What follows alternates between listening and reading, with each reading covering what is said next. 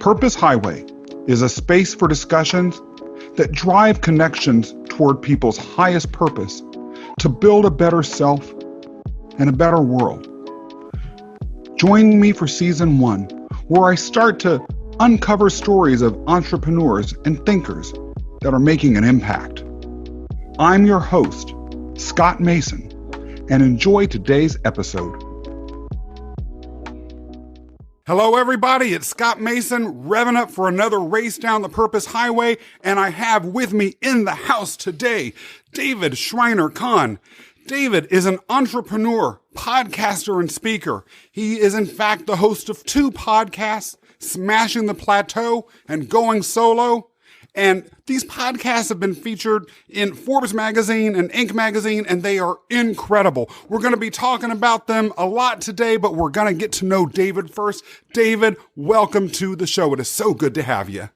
Thank you so much, Scott. It's great to be here. Thank you. So let's get right into your life and your history. You went from being a chemical engineer to a nonprofit leader, and then it ended. Talk to us about that journey. And what was it like for you when you were told that the life that you had known was over? Well, it depends on which time. But yes, I did study chemical engineering. I worked as an engineer for a few years. And first time that my job ended was when I was in my late 20s. The engineering company that I worked for lost a lot of business and had to lay off about half the staff, which also included me. And I will be honest, at that point in my life, I was not paying too much attention to what was going on around me. I wasn't paying too much attention to the signals I should have seen. But shortly after receiving a great performance review and a nice raise, I found myself collecting unemployment. Mm-hmm. So it was a rude awakening. And yes, life like I had known had ended. At that point, I could have gotten another job as an engineer. In fact, I tried to. It was a point when the economy was not great, and even though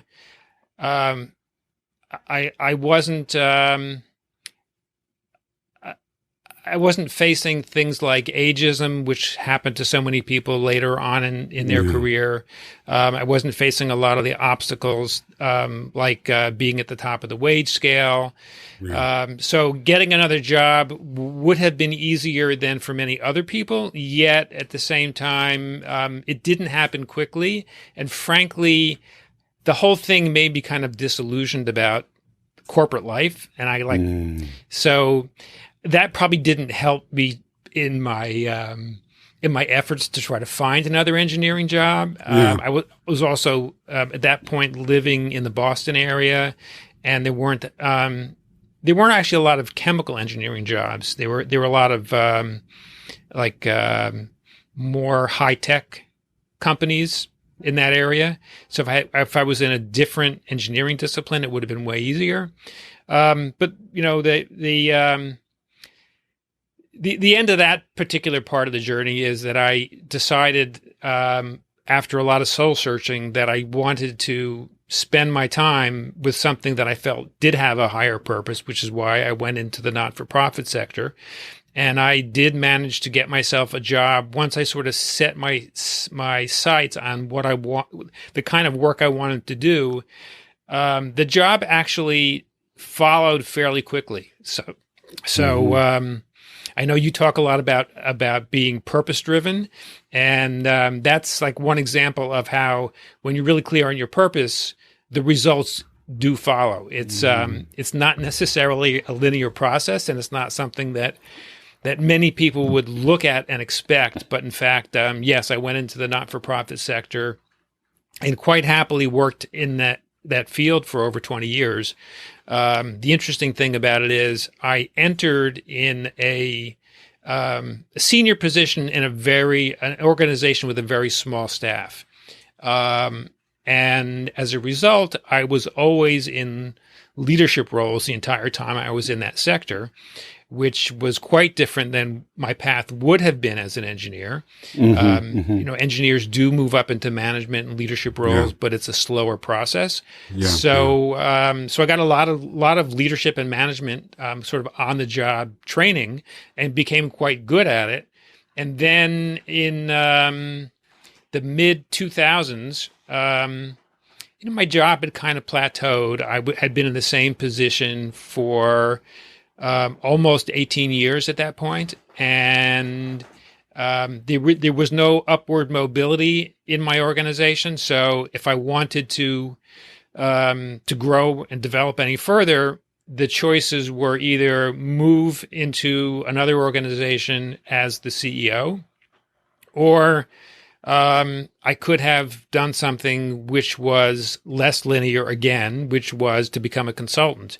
And being a little bit of a control freak and wanting to have more input into my destiny, even though people in executive roles have a lot of autonomy, I decided I really wanted to go the entrepreneurial route and just become a consultant, which is what I did. I'm going to step back a little bit. There's a lot to unpack in that journey, and it's interesting stuff. You've lived, as you know, a very, very rich life, and there has been a lot of diversity. One of the things that strikes me immediately about your journey is the contrast between what you were talking about you experienced from a mission and purpose perspective in the nonprofit world versus what you experienced in the corporate world as a chemical engineer.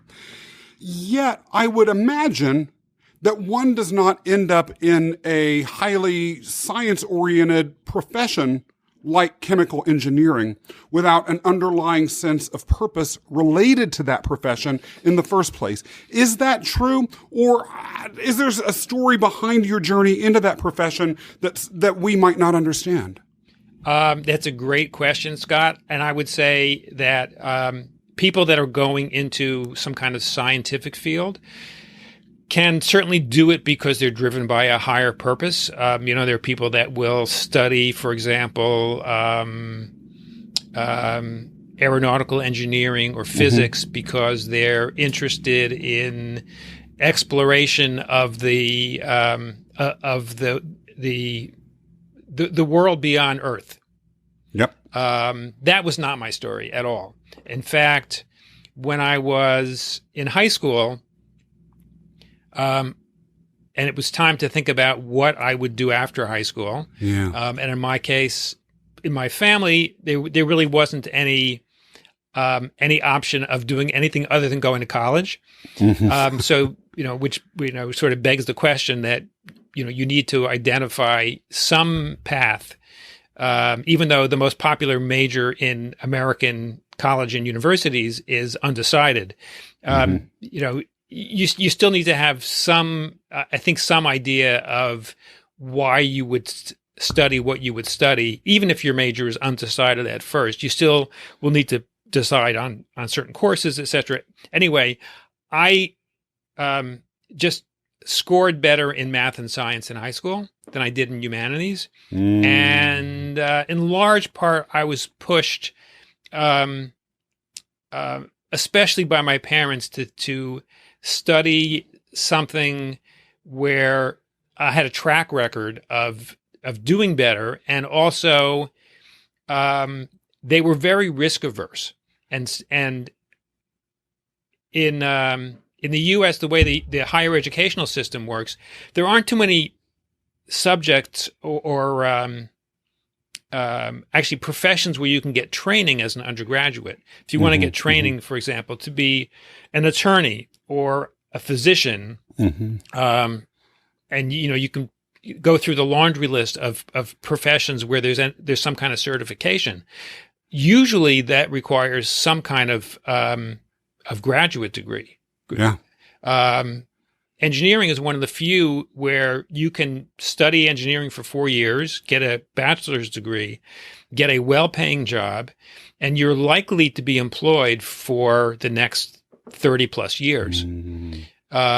So it was perceived by my parents as being something that was pretty safe and risk averse. And they were W-2 workers, both of them. They didn't do anything entrepreneurial, and so engineering seemed like a pretty safe bet for me. And it really wasn't until I was working as an engineer that I actually started to think about, well, what's my life going to be like for the next 30 plus years? Because at that point, the typical, things have changed a lot by now, but the typical length of a person's career was usually like 30 to 40 years. Mm-hmm. Now often it's 50, 60, and sometimes even longer. But then, so I started thinking about it, and I was like, and especially once I experienced that first termination, I was like, I don't know if I have the constitution for this. And the fact is that I could see that decisions were made, especially in those days, primarily for financial outcome reasons. So, the people that were involved were not part of the consideration. If you think about the way social entrepreneurship is today, that was not on the radar screen. We're talking 40 plus years ago. Yeah. You say that your parents were risk averse. Were you yourself risk averse, or was that something you just didn't know about yourself until life put you in a position where you had to discover it? To be honest, I really didn't know. I don't know that I had done anything that was kind of counter to what the norms would be. One of the things that I think we all face is this. There's this culture, especially in America, the culture of success, which is very much driven by what other people perceive of you and what they expect you to do. And a lot of times we find ourselves on a path to fulfilling somebody else's expectations, which is often where the internal conflict comes up, when you realize that you've been spending a lot of time, energy, and possibly your own money pursuing something that is fulfilling somebody else's expectations. In the end, it doesn't feel so great. Yeah. Which leads me back to the question that I wanted to ask you next, which is with regards to your nonprofit work. After you left engineering behind, talk to us a little bit about the exact nature of the nonprofit work that you were doing. I know that you were a leader in the nonprofit world, but nonprofit can cover a whole range of different activities. What exactly were the missions of the entities that you were involved with? So the first organization that I worked for was a synagogue. I was the executive director, and I did that at two different congregations, and then I worked for a Jewish education agency. So I was involved in the faith sector, although my role was primarily administrative. It was sort of CFO, COO, CEO kinds of functions. So I wasn't part of promoting any particular dogma. It was more like keeping the relationships going and keeping the trains running on time. Yeah. Which is making important. Sure there in was that enough sector. money. Yeah. Which, for the mission that they are involved in, there's got to be. People can forget that, in my experience, about the nonprofit world. And that can be one of the challenges of being a manager in it. As a matter of fact, once I became a consultant, I had some Christian clients that were one was a church and one was Catholic Charities. Catholic Charities, a lot of their work is not specifically faith-based either. There's a lot of community service work that's part of what they do. But it's interesting. No matter what the faith is, the actual functionality is quite similar. And the other thing that's sort of an interesting observation, having done this both as an employee and as a consultant, is that the the behaviors of the people involved in the politics are actually quite similar, no matter what faith you're in. Fascinating. Fascinating. Having worked in the nonprofit sector, you understand the concept of mission. And you mentioned earlier that nonprofit work, as you transitioned into it, seemed to be more aligned with having purpose and meaning in your life. Digging a little deeper into that, though, do you believe that mission and purpose are the same? Or are they different? And if so, how? Well, I think that mission is focused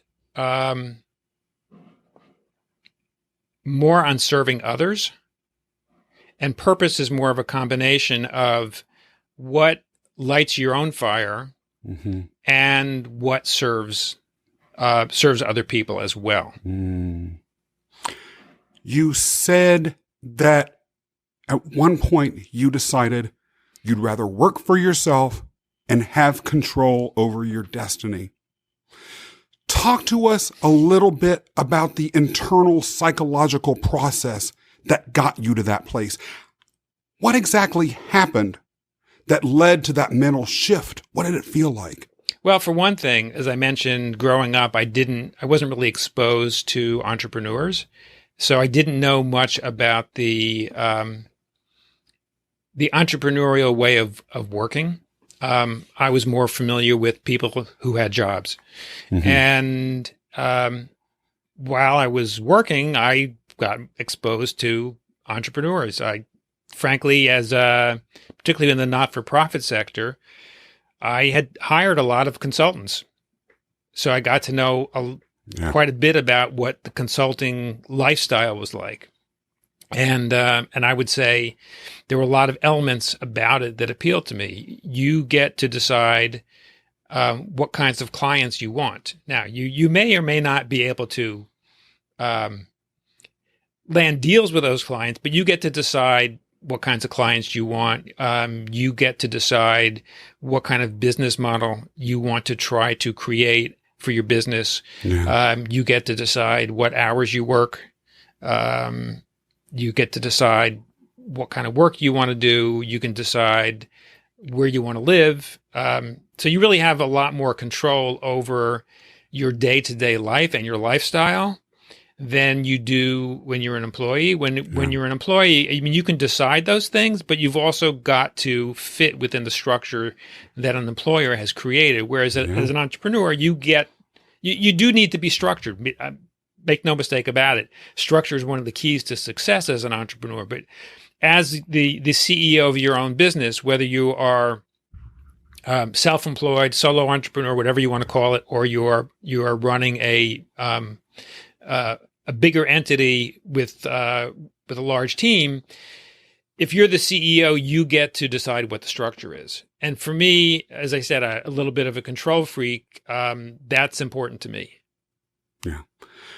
One of the things that I found most challenging, but transformative once I moved from my identity as a W-2 employee into an entrepreneurial role, was an understanding of who and what I was in the larger economic environment.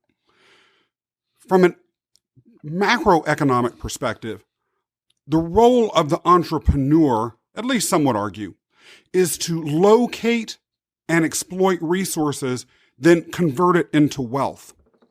Whereas an employee, even a high-level one like a CEO, a CFO, is designed from a role perspective to implement that sort of conversion for a larger organization.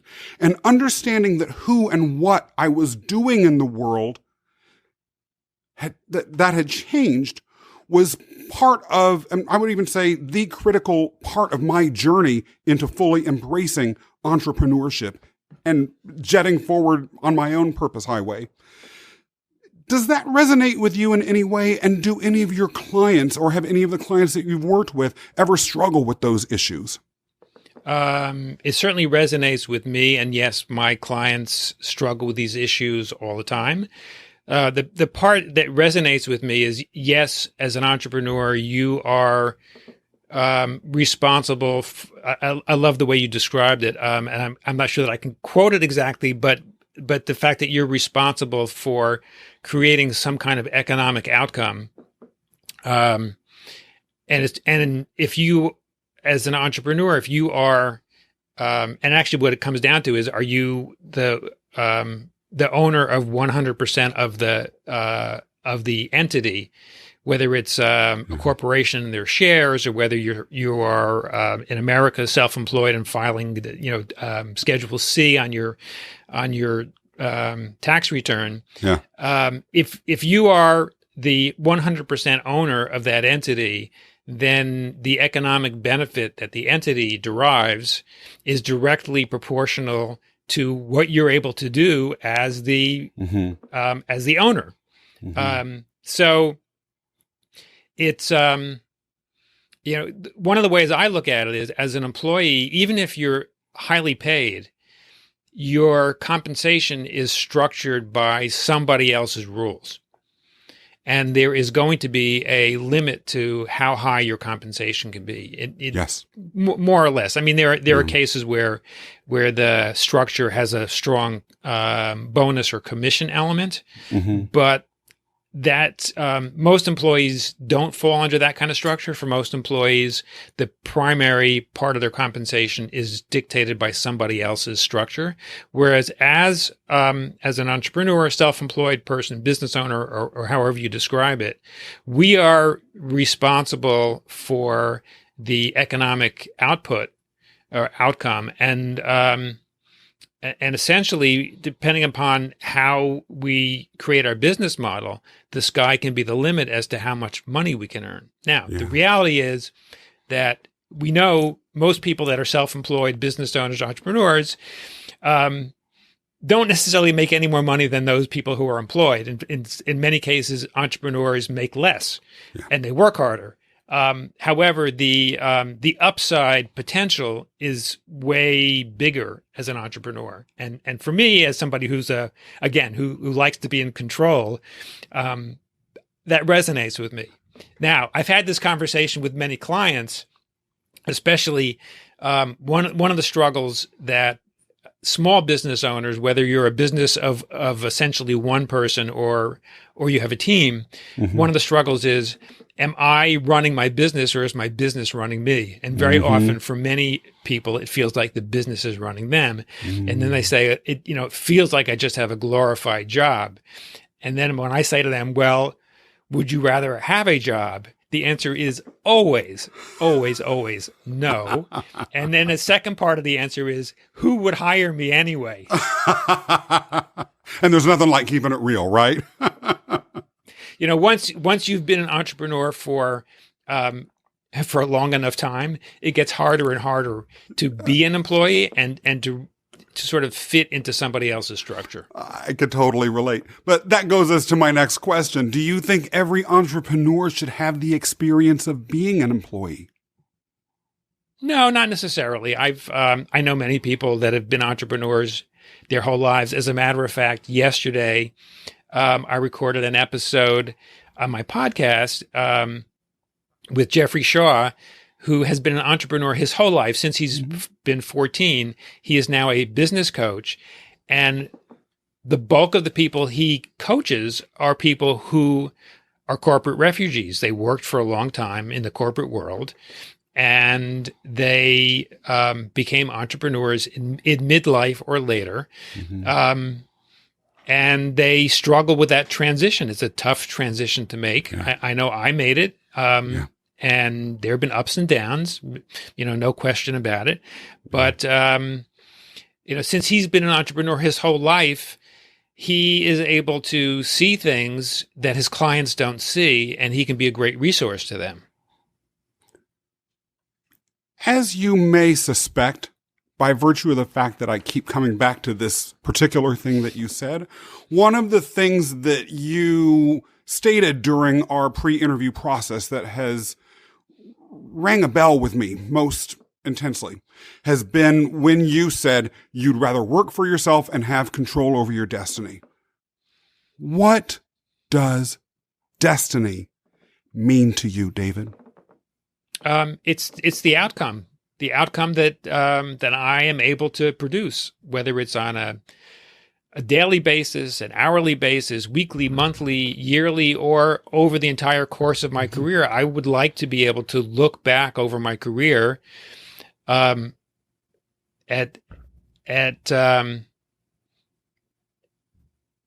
whatever the end point is, and feel like I have done my best to serve the people that I wanted to serve.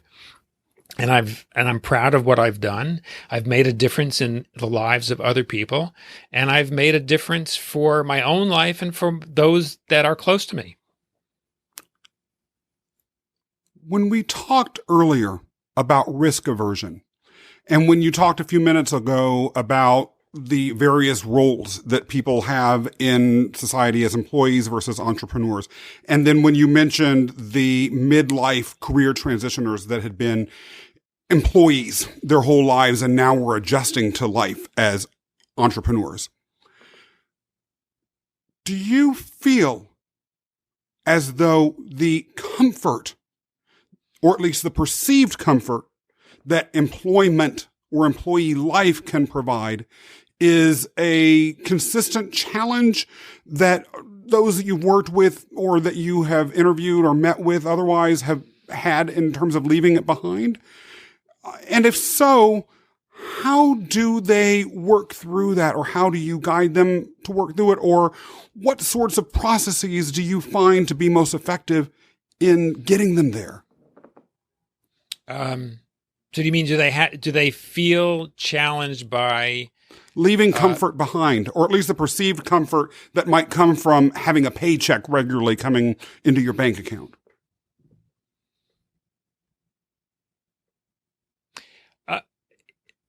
From with the people that I've worked with, I find that that they generally fall into the camp of working better as an employee or working better as an entrepreneur. I don't find there's a whole lot of middle ground. Mm-hmm. And yes, people that become entrepreneurs, they may have some longing for some of the perceived. I'm not sure that comfort is the right word for it, but the perceived benefits of being an employee. But a discussion with them doesn't require a whole lot of depth to unearth the fact that it's that the perception of those benefits is actually somewhat fleeting, because the reality is that if you're all or nearly all of your revenue is coming from a single source, then you're actually you're in a much riskier position than if you have revenue coming from multiple sources, because we all know that there is no guarantee of revenue. It's it's certainly cyclical. And if you have multiple revenue streams, let's say you have 5 revenue streams that are of equal weight, if one of them dries up, so your revenue is down by 20%, well, that will affect your lifestyle much differently than if your revenue is down by 100%. Yeah. Or 80%. Yeah. So, personally, I think that being an entrepreneur actually provides you with less risk, but you need to understand how to function as an entrepreneur. That's quite different. If you're somebody that really has a hard time creating your own structure and following a structure that you've created, and you really like following a structure that somebody else has created, you're probably going to function better as an employee. Mm-hmm. as many people I know have found out. It is so easy to glamorize entrepreneurialism because that's something that the media does and it's part of our political discourse. The reality of it is something else altogether. If you were to have a conversation with someone who is considering entrepreneurship after 10, 20, 25 years as an employee, what would be the one piece of advice that you would give them before taking the big plunge? Always have a plan B. And this is a piece of advice I give people, whether they're an employee or an entrepreneur. Always have a plan B. Always do your scenario planning and have more than one plan B. Like have one that's the primary one, have another one, etc. Because the place you don't want to be in, you don't want to be working on strategy when there's a crisis. It's like, there's a reason we have fire drills. We have fire drills so that when there's a fire, we don't have to think because we know how people are going to feel and how they're going to react when there's a fire. You want to know exactly what you're supposed to do. So same thing is true when you're facing any kind of major obstacle or major transition. If you know in your mind, if this doesn't work out, I am going to do that. And have some kind of roadmap as to how you are going to do that so that you can get started on it very quickly if you have to. Yeah. So if you're an employee and you lose your job, know exactly what you're going to do next. If it's another job, what kind of job? How are you going to get the job? Who do you have to know? Relationships are key to everything in life, whether it's as an employee or as an entrepreneur. Who are the key relationships that are going to help you get another job? And make sure that you have you mind those relationships so you're top of mind on somebody else's list when you need to go to them. Same thing is true if you're negotiating your salary. If you know you have an alternative, you will be a better negotiator. Mm-hmm. Now, and then if you're an entrepreneur, if plan A doesn't work out for your business, know what plan B is and know when what the key performance indicators are to tell you when it's time to pull out plan B and start working on it. After hearing this sort of very practical and actionable advice, I have no doubt that the people listening to or watching this show are going to want to know what you're doing next, how they can find you, how they can contact you. Tell us all that stuff, David. So the easiest place to get to know more about me is to go to our website, smashingtheplateau.com. That's where both podcasts are housed, Smashing the Plateau and Going Solo. They both have literally hundreds of episodes with lots of people telling stories about their own journeys, primarily as consultants and coaches, because we focus on a lot on the self-employed or the business where there's one primary person delivering the offering to the clients. And there's also a heavy focus on folks that have been in corporate for a long time and then made a transition into entrepreneurship. So smashingtheplateau.com. You can connect with me on LinkedIn. I'm pretty active there. You can actually call our office. Our office gets answered by a live human. 212-731-0770. They'd be happy to talk to you and set a time for us to speak. And if I'm available when you call, I will speak with you. And that is truly the human touch. I will have to just say a couple of things before we move on. A, first of all, your LinkedIn content is excellent. B, both of those podcasts are absolutely top tier, and anyone listening to or watching this should check them out. David, it has been great riding with you on the Purpose Highway today. Thank you so much. For anyone listening, if you enjoyed this episode, don't just reach out to David, but although you definitely should, but subscribe to this podcast, leave us a review. And David, I just have to say thank you again. It was phenomenal. Everyone else, I will see you next time for another ride down the Purpose Highway. Thank you for listening to today's episode. Join our community today at purposehighway.com and subscribe to get notified when new episodes go live. Scott Mason, checking out.